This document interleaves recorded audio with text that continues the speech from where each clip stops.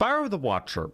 A very, very mid dungeon in my opinion here. It's very mid, my opinion. And today, we're going to explain why it is very mid. Welcome to the first thought video of mine type of video, if you know what I mean. Today, we're going to be talking about why Spire the Watcher is meh to me. Let's go. We're going to be talking about the encounters in order to explain to you why this is a meh dungeon. Before we continue on with the thought video, I just want to clarify something here. We're going to be using certain definitions here that I'm going to help you define, if that makes any sense.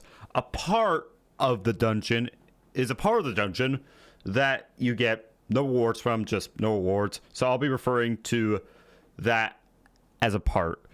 A encounter is a part, basically the same thing as a part, except you do get rewards. So yeah. So this first part requires you to play a game of connect the dots. Yeah, that's pretty much it. Overall, as much as I would like to completely dog on this encounter, I think it is kind of necessary to understand the basics of the dungeon. Just understand the basics. Yeah, understand it. That's what it was there for. That's what it was meant to do. The next part is a parkour section.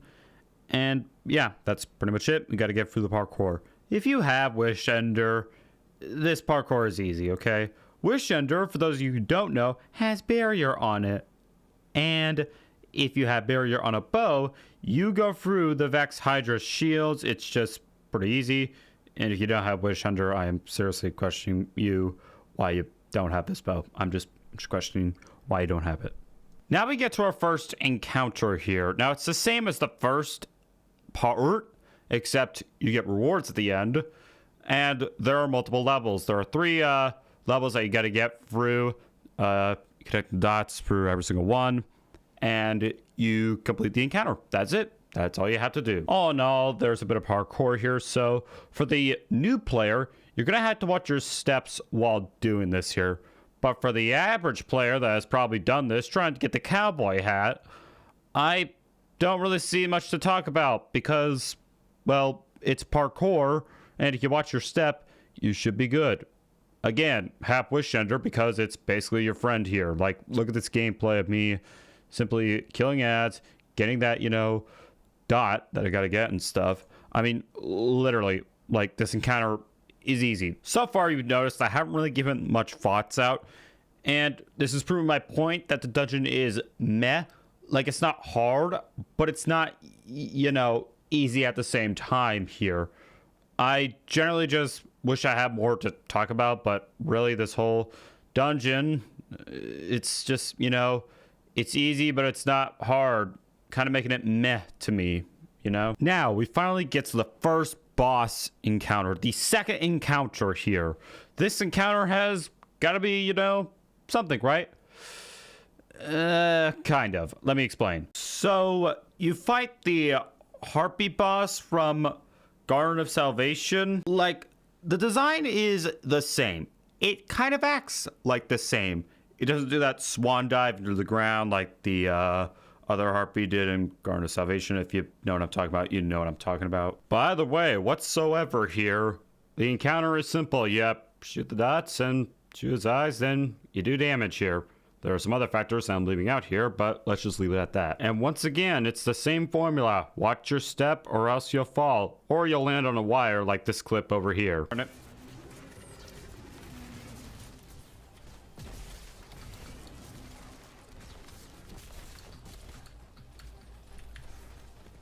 Wait, no! Wait, no!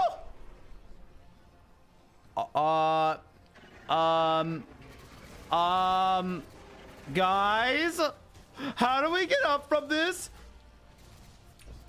Wait, can I? Oh my god, that is a miracle. Holy shit. By the way, all the footage you see was live here on YouTube, so subscribe and hit the notification bell if you want to see me solo the rest of these dungeons. And yeah, let's move on with the thoughts. So we're gonna put weaponry right here as I'm, finishing killing this boss that's on pretty much 0 health, but whatever. For weaponry and armor, there's a grenade launcher that you can get that's in this dungeon. I've heard it's the best in the game.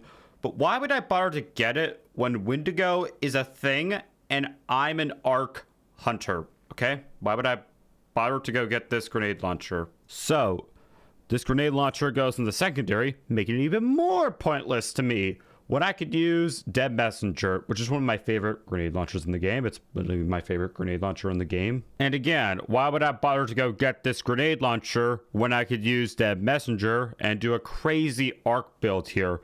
I'm not much of a Void fan, so it's just a personal thought, but why would I, again, bother to go get this grenade launcher when it's on, in my opinion, one of the middest dungeons ever? This whole dungeon has been screaming mid up until now because of that weapon. I've heard it's the best, apparently, so there's that. But again, not going to go grab it, not in any hurry. So yeah, there's that. So we get to the third and final part of this dungeon. So, like the first part, it teaches you something new. It teaches you, basically, shoot the dots. Shoot them very fast, and you'll open the door. Yeah, that's pretty much what it does. Like the first part, I think it is necessary to have this part, so I'm not really going to dog at it too much again.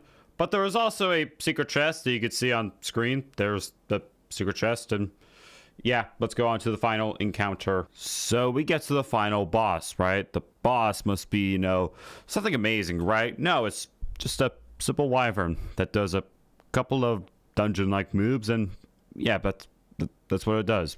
Yep, that's it. All in all, though, besides from the boss being basically a wyvern, like a copy and paste wyvern, the boss fight is actually kind of hard for a solo player who hasn't soloed the dungeon or hasn't done it in a long time here. And that's mostly my problem with this dungeon. Just there are so many easy encounters here, just so many of them, and so many mid counters.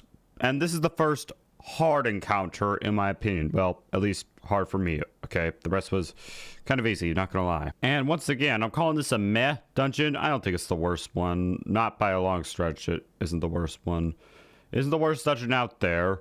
And it's just meh to me because I can't really dog at it too much. I can't really say good things about it. It's just meh to me. And that's why this whole review, I've been talking more about the encounters more than the actual dungeon. And yeah, that's why it is meh to me. That's literally why it's meh to me. There's nothing to talk about it on the good side, for me at least. There's nothing really good to talk about, and there really isn't nothing bad to talk about. It's just kind of meh to me. I just don't really have anything else to say other than to leave a like and subscribe, and please hit the bell if you enjoy this new video concept of mine. Thank you for watching. I'll see you next time.